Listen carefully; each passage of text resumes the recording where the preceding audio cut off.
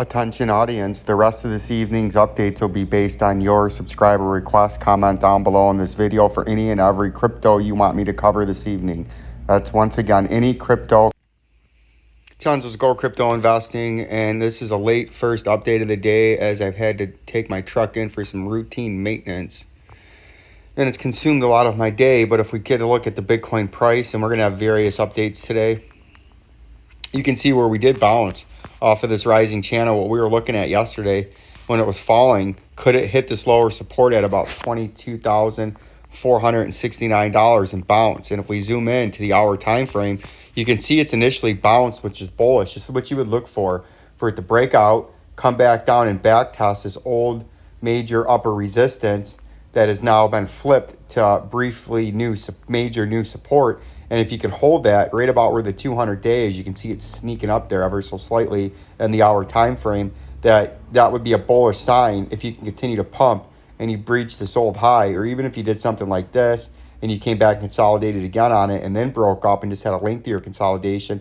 But that's something you're looking for to remain bullish, to bounce off of something that used to be overhead resistance. And if we look back at it, you can see what I'm talking about. You can see resistance, resistance, resistance, brief initial resistance, and then a breakthrough, right?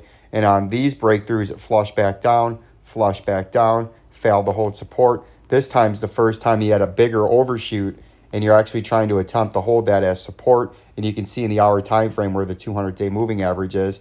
You could still come up and get rejected and fall back through. This is still possible to come back and end up coming down here. But this is initially a bullish signature that you would look to see a back test of some major overhead, major resistance to try to continue a pump up towards some of these upper targets that are up here at about, this should be up here at 20, yeah, right there, 26,000. That's because this is over here. A 26,069 target that we had after you've met our upper resistance, right? So we're going to continue to see if this can hold the moving averages, specifically the 200 and this yellow line right here that used to be upper resistance, and this bearer flag that I believe we're in. As you can see, if we zoom out to the 4-hourly, you can see the bear flag I'm talking about is it's very similar to this one right here, where you had the up and sideways consolidation, then a flush, then another up and sideways consolidation, and then a flush. And now you can see after this last flush, we're in an up and sideways consolidation. But we were looking at maybe you could overshoot up here after being oversold. But the Fed's going to be raising interest rates next week. The ECB or the European Bank just raised their interest rates for the first time, and I believe it's at 20 years, and we'll take a look at that real quick. You can see XRP did get rejected beautifully off this upper resistance, like we were watching to see if it did what it did here, but now you're coming back down to the 200-day this time. Last time he got rejected by the 200-day. This time he got over the 200-day, and you got the red short-term moving average crossing the longer term, the 100-day moving average slithering in below and just above the 200, and you would look for the 50-day to be here, the 100 to be here, and then the 200 to be here, a reverse of how this looks to be bullish. When you have the 200, the 100, and the 50, that's telling you there's a lot of bearish action. But now right here, you can see the 50 crossed the 100, and then later on it crossed the 200, which is more bullish. So we're going to look to see if this can't maintain on top of the 200-day, like you've got initially a small bounce, make another run back up at the 37 cents and maybe even breach that 37 cents. That would be your bullish case to try to get you to 50 cents. If you're going to be bearish, you'd get rejected again by this white line at about 37.75%, and then you would slip the 200-day that would be here, and that would initiate a fall to the downside. So that's what we're going to be watching in XRP. And then if you look at the interest rates, where did I see this at? Maybe I was on the NASDAQ. Tesla, no. Twitter, no. European, I don't think I have the... Where did I see the European stuff? Let's see. Maybe it was up here. Maybe I Googled it. Let's see. ECB rate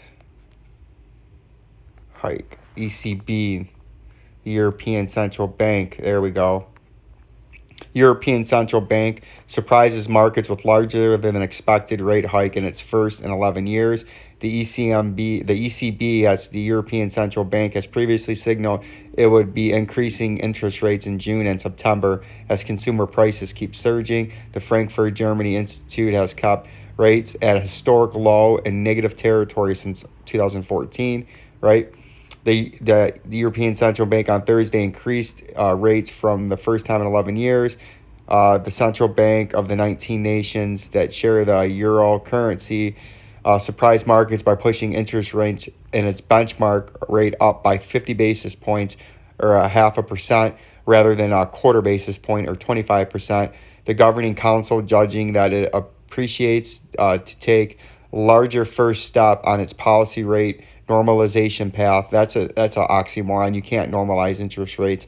You can always slightly increase them like the U.S. before they collapse. If you were to normalize interest rates like they say in the United States, you need 14, 15, 16% interest rates, and that's not going to happen. The Frankfurt, Germany institution has kept rates at historic lows in the negative territory since 2014 as it dealt with the region's sovereign debt crises.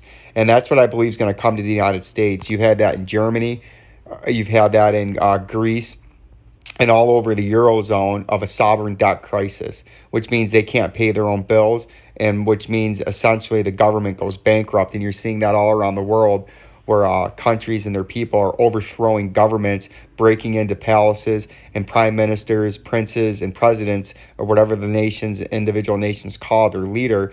And in some cases, they've had to resign, and in other cases, they've had to be moved to naval air force bases for protection, right? The euro rose to a session high on news of a more aggressive rate hike to a trade of 1.0257. The yield on a 10-year Italian bond also jumped on the news, right? Blah, blah, blah. The European Bank previously signaled it would increase rates in July and September as consumer prices keep surging, but this was unclear whether it would go as far as bringing it back to zero. The bank deposit rate is now zero.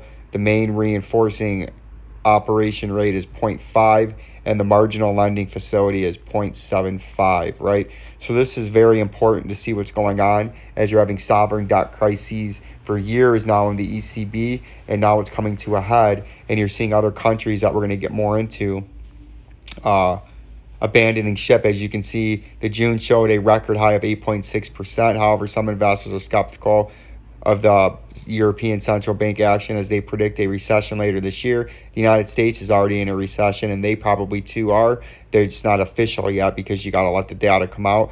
The forecast points as inflation rate of 6.8 for the whole of the year and 3.5% in 2023 in terms of growth. The central bank estimates. I don't know why anybody believes the central bank's estimates that inflation is only going to be 3.5% next year. They couldn't forecast transitory inflation, no inflation, to some inflation, to moderate. They didn't see any of this coming, so why would you believe what they're predicting in the future, right? One of the bank's uncertainties going forward is with whether Russia will cut supplies of natural gas to Europe.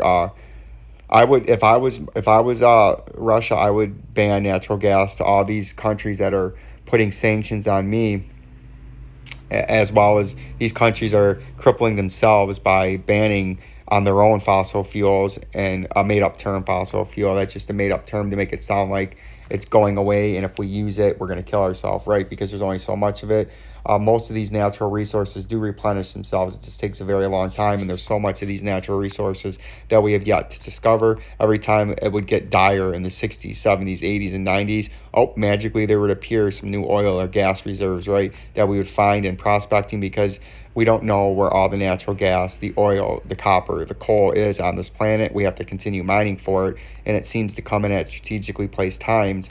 When there's a crisis and when you need it, oh, it pops up, and then as things stabilize and they want to jack the price up, they say it's getting rarer and rarer until bam, they find some more, right? So if I was Russia, I would not be giving the ECB, the United States, or any of these other countries that are essentially at a currency war and a consumption and a consumer good war with me, and bank war and currency war. I would not be supplying them with the energy they need, and I would make them figure it out on their own and cripple their nations even faster than these nations in the European Union and the United States, to a little bit lesser and slower extent, with their policies that they're dictating, right? Like, subscribe, and share to Vincenzo's Go Crypto Investing. Peace and love. Peace and love.